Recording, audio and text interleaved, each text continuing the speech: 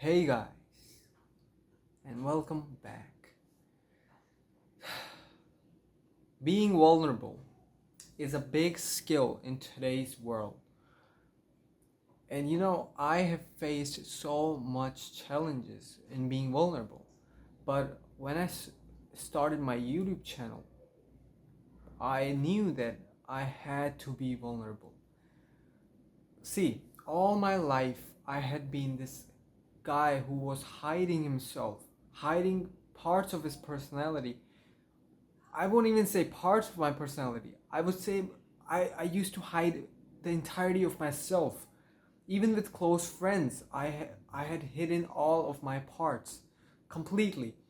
And I thought sharing myself and being out there and putting myself and my thoughts and my feelings out to the world was bad, was a kind of weakness.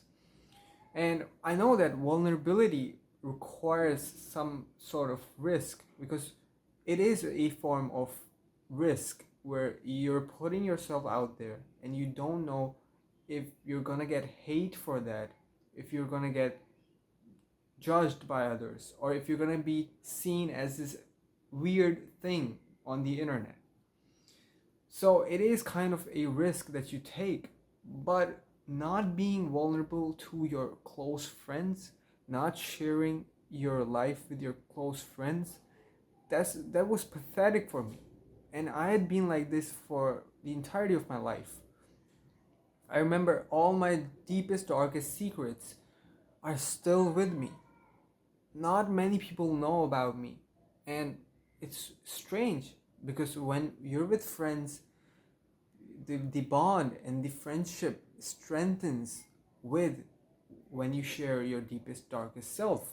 It doesn't even have to be secrets, it's just showing your true self. We all have these two sides in us, one we show to the world and one that we keep with ourselves. And the best bonds and the best friendship is made when we show the other person, our friend, both of our sides because they know us inside and out. The same is with when you're having a partner. You have to share both of the sides or else you're pretending. The entirety of the time you're just pretending. That's not you. And the thing is, this is something I also regret in not doing as well. Because all of the bonds and the friendship I had in the past, I could have strengthened them by showing myself and by expressing myself more fully to them. I remember my past friends, they had the potential, but I thought that I needed better friends. And for that, I pursued so many people. But I found out that the issue wasn't in them, but the issue was in me trying to suppress my own self from them. And that's inauthentic. You have to show yourself completely. And and if you don't do that, you're pretending. That's pretentious, fraudulent, and downright fake. And that is something I was a part of and I was a victim of for the longest of times. So now with this YouTube channel, I I came with the same perception that I was gonna hide a lot of myself and hide not even part of me, but like 90% of me from the world, from you guys. But then I came to this realization that I am done pretending because all of my life I have pretended. And if I'm starting a YouTube channel with the intent of having this community of people, of like-minded people who strive to be better in the realm of business, but also in this world, in every aspect. And for that, if I'm not presenting myself fully, then this might be the last step I'm taking to be inauthentic. And I didn't want to go down that road. So I made this decision that from now on, it is let's just wipe away the past. And the only thing we can do to wipe away the bad aspect of our past and all the regrets that we have is to change ourselves. And the biggest change I'm making is now I'll be vulnerable to you guys and to anybody. Because growing up, I thought that strangers were dangerous. Stranger danger. And while that is, the precaution is kind of good, but when you're an adult, you can't go roam around this world with that perception, because you're pushing away the people who might be valuable for you, who might be the reason you grow, who might be your lifelong friends. You don't even know. You're closing the doors of those opportunities when you're not fully vulnerable, when you're not expressing your full self to them. Not only is that inauthentic, but it's impractical. So anybody who thinks stranger danger has to really change and dissolve all of these perceptions as they're growing up, as they're shifting from stages of life. No matter what your age is, no matter at which point you are in, you need to be fully expressive and fully vulnerable to the people around you. The thing is, doing so, and I'll tell you why, another reason why I wasn't vulnerable with my friends back then. I thought that they would know me, and I needed to be this mysterious guy. You know, the mysterious stealth Instagram profiles where you show a little bit of yourself and then you leave everything else to the imagination. I was doing this with my own life, with my own friends. No wonder I couldn't even make any friends, because I was hiding myself. And the worst thing was that when I saw people who were expressing themselves fully to other people, to their friends, to their family members, I secretly judged them. And I didn't even envy them in a way that it inspires me to be vulnerable and to express myself fully. But I did it. I had this guilt. I had this hatred for them. Not even guilt, but I had this hatred for them, and I was silently judging them. I wasn't verbalizing it with anybody, but still, I was just heating up, and I wanted to just not really give into it, if you know what I mean.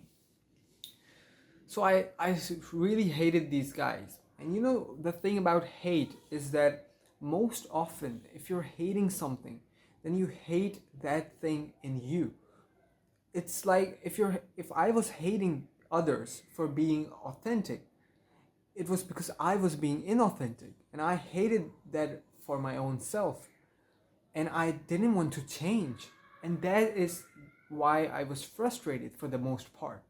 So if you're hating something, if you have deep hate for people, and if you see people and you can't help but your blood boils, that means that you have something that needs to be changed, but you're overlooking it and you're ignoring it completely.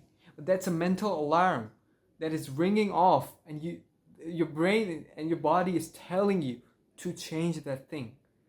And I didn't pay attention to these mental alarms back then, but now I did.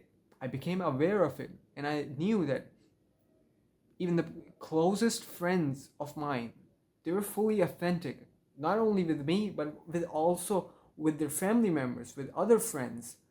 And now I understand that it is part of life. This is what makes us human. If we don't share ourselves, our lives, and our personal details that we hide from the masses, are we even social creatures? I mean, animals hide because they can't even speak, right? So if we're gifted this gift of gab, this social trait as a human being, why do we withhold it? So in this quest, I came to the realization that now I was starting a YouTube channel, and now it is that opportunity. Now I was at a crossroad, and I knew I needed to make a decision. I could choose to go down that path which I had followed for the entirety of my life and suppress part of me, but entirety of me, and just gave a little bit of myself, or I could just fully go down the road of full authentic vulnerability, sharing myself completely to the world. And I know it might also attract a bit of criticism and hateful comments. But if you don't take risks, and here's the cliche part, if you don't take risks, you don't get the rewards as well. So you're high risk, high reward. You're being vulnerable, even with the people around you. Now, there is a chance they might judge you, they might criticize you, they might say bad things about you, they might throw hurtful comments at you. But that is part of the give and take. That is part of the transaction. It is part of it. And you need to fully take the risks in everything, in business and in social skills and communication as well. And this is part of business. If you're a risk taker in business, there's a high chance you become vulnerable to the people because you don't care about coming across as somebody who other people don't like. It's okay to be misunderstood, and it's okay to get hateful comments because, as you know, the people who hate you, they're hating part of themselves and not entirely you. So they're thinking in the paradigm and in the perception of their own inadequacies, but it's directed to you. So you're just a cover. Anybody could be that cover, but they're hating themselves in the process. So what's there to be afraid of? If you know you might get criticism, it means that they're criticizing themselves. So what's there to hold back? I mean, it's a win-win for you. And that's why I I'm trying to go all in on the vulnerability aspect. And I noticed that when people, especially men, us men, we suppress all of our feelings, all of our thoughts, and everything that we need and we should express, we hold to ourselves. And we think it's the duty of girls and women to talk about their feelings and talk about what they need to accomplish and what they're doing. But it's not only limited to women. There's no rule. And if you're following this unspoken rule, then break it. You're following a rule that is holding you back. Why would you even follow that? You should believe and you should follow every rule that propels you towards that identity you want to achieve and you want to become. Any belief and any perception and any thought or any unspoken rule that holds you back should be broken. Now, I'm not telling you to be morally corrupt or do something illegal, but be in the bounds of legality and whatnot, but still be true to yourself.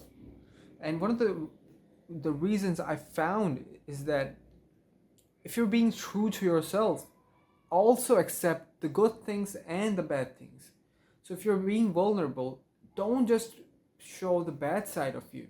Most people associate vulnerability with only showing the bad side, only showing the weaknesses. While it is true that most of the vulnerability requires you to open up about weaknesses and all of your inadequacies, but at the same time, there are so many men who also withhold so many of their own attributes and so many of their own accomplishments from the whole world. Not even the world, but from their own friends, because they think that talking about accomplishments is also something that only extroverts do. It's not a rule. Break this rule. Vulnerability also means you talk about your strengths. It's you open up. Vulnerability is just opening up. you need to be comfortable opening up, whether it's about bad things or the good things. And you need to present all these things to the world. And if you can do that, at least do it with the people around you, with your closest friends, with your family members. Because if you're gonna die and you're gonna die with so many secrets, I mean, secrets can be forgiven, but if you're dying with, if you die and you're in the grave 6 feet under the ground and you're buried with all the thoughts and all the things that people would know of you, and if they had known those things, they would have cherished you, they would have respected you even more, and they would have had a better bond with you. Are you gonna die with all those thoughts then? Think about it. Another reason to become vulnerable is that it is a form of self expression.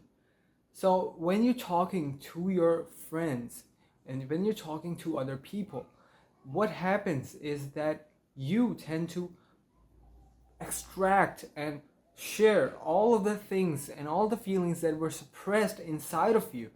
And now when you share it, it's like a self-expression. It's therapeutic. That's why half of the problems vanish from people's lives when they go to therapy. Why? It's because half of the time when they express to the therapist, their problems are gone. Because most of the times people tend to bottle and suppress all these deep emotions that they are supposed to express, but when they don't do that, there's this bottled emotions. They tend to cause so many problems in our lives, and when we express them in therapy, they're gone. So that's why I urge you to not only speak to your friends with vulnerability, but also if you're a content creator, if you're an entrepreneur with a public figure or a personal brand, then it is crucial for you to connect with your audience in a way that where you're vulnerable, in a way where there's this relationship between you and your audience. The same is with your clients. If you're operating and if you're speaking in a tone where you're just directing to your audience and your clients instead of building that connection, instead of being somebody who they look up to. And why would they look up to you if they don't even know your struggles and your weaknesses and then your journey towards ascension as a leader? Why would they see you as a leader? Vulnerability is the thing that develops this hero arc. It's like a movie. Why are we so connected to the protagonist in a movie? What makes a movie so impactful and emotional is the fact that in that movie the storyline follows as this journey of a character. We're with the character, experiencing the same emotions. So everything about the character, every flaw of his, every insecurity of his is portrayed through cinema towards us. If you take a look at the Tobey Maguire's Spider-Man, you can see the entire journey, how this awkward, this shy, and this basically a loser was bullied in school, was picked up and being embarrassed by his crush, and he was a loser in his school.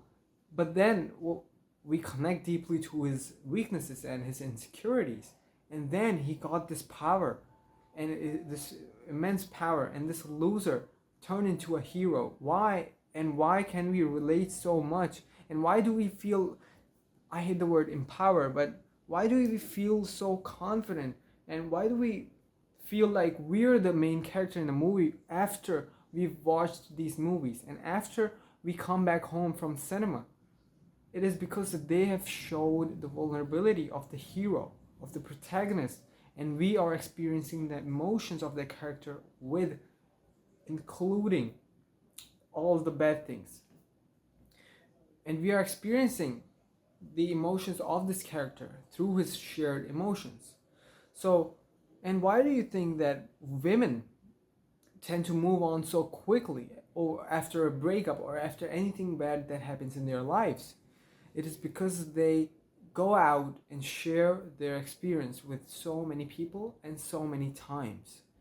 So if they had a negative experience, they go and share with their friends. And then when somebody else comes, they even share it to them. To most women, there is no stranger danger. To them, they see another woman and they need to share. And that's why they, they don't bottle emotions. They are a vessel of expression. And you can hate women as much as you want if you're one of the haters, but this is something that is pretty amazing about women. And you can hate feminism as much as you want, not the women, but this is the key that men should adopt from women. And it's not that vulnerability is associated with crying and whimpering about your past, about your negative experiences. But the best form of vulnerability is when you've processed all the emotions beforehand in a closed room with yourself. When you sit by yourself with your thoughts and process all these emotions, and then you can even cry in the closed doors. You can even cry. The processing of the emotions means you can cry, you can complain by your own self, not to others. You can complain, you can talk to God, and He'll help you. But then after you've processed the emotions, then you go out into the world and you share your experience. When you share them, don't cry. You need to share them objectively, but also you can share so many of your emotions through words and not through literal tears, because then your audience, and if you have a personal brand, then your audience, if you cry and shed a tear, they might respect you a little less. Because if you verbalize while staying strong, then the impact is 10 times more. Think about a movie in which a character brings us to tears without even crying. Why? Because he verbalizes his emotions without needing to cry. That is the essence of vulnerability. And you can make other people feel the same emotions without you literally feeling or experiencing the emotions when you're saying or stating them. That is true vulnerability.